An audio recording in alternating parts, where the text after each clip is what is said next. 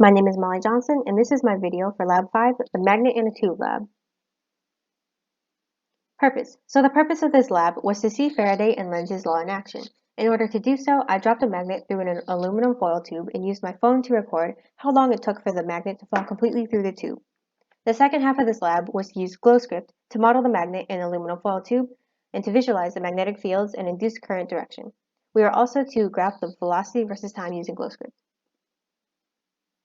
Key concepts in this lab were Faraday's law, Lenz's law, which states that the magnetic force of an induced current opposes a change of flux, Newton's second and third laws, F equals ma, and for every action there's an equal and opposite reaction, and the Biot-Savart law for bar magnets, which is shown in the equation below. Measurements. The tube height was 30 centimeters or 0.3 meters, and the radius was 2 centimeters or 0.02 meters. The radius was the sum of the width plus the inner radius. Over the 5 trials, the average time it took for the magnet to fall through the aluminum foil tube was 1.11 seconds. The main part of this lab was making a computational model of the experiment on GlowScript. So in the next section, I will be taking you through my code and why I did what I did. To start off with, I entered the tube measurements, so the length, the width, the inner radius, etc. Then I entered the mass of the magnet, which was given, and the magnetic dipole moment, which was calculated in Lab 3. I also used my function for dipole B from Lab 3, which is basically just the Biot-Savart law, the equation in red, but in GlowScript form. In this section, this function is just the calculation of the change in magnetic flux over time, which is the equation shown on the right in red.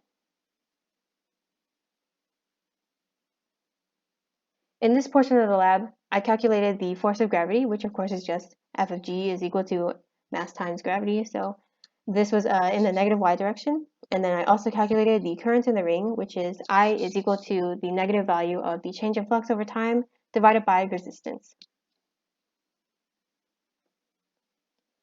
For this portion of the lab, I calculated the magnetic force on the ring, the magnetic force on the magnet, and the overall magnetic force. So the magnetic force on the ring is equal to the equation shown in red at the top, and this is in the plus y direction, which opposes the force of gravity. The magnetic force on the magnet is equal to the force on the magnet plus the force on the ring, and then the overall net force is, of course, the force of gravity plus the magnetic force. For the last part of the coding section, I applied the standard physics kinematic equations, V of f equals Vi plus At, and Xf equals Xi plus Vt, in order to calculate the velocity and position of the bar magnet at given times. The results of this coding experiment was the cylinder as seen. The image on the left is the magnet in the process of falling through the tube, and the image on the right is the magnet falling all the way through the tube.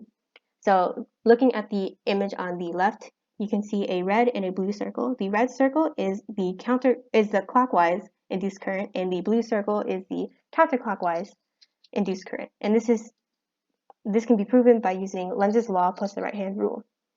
And if we were to flip the magnet around, then the directions would swap. So the counterclockwise would be on top and the clockwise would be on bottom.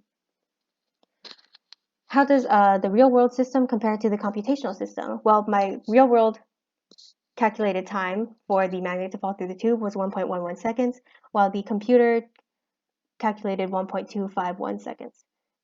There's a difference between these two values, and that is because the GlowScript model does not account for non-negligible forces such as the force of air resistance. And the shape of the velocity versus time plot shows that the horizontal line means that there's no change in velocity, or there's a constant velocity while the magnet is in the tube, which indicates that there is zero acceleration inside the tube, which means that the force of gravity is equal to the magnetic force on the magnet. What if? So what if the resistivity of the conductor was as close to 0 as possible?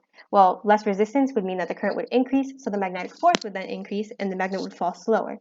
So the time it takes to exit the tube will increase. And if there were holes or slots cut into the tube, then the ring would be broken, so the loops would be broken, which means that there is no induced current in the areas with holes, which means there's overall less magnetic force, so the magnet would fall faster, and the time it takes for the magnet to exit the tube will decrease.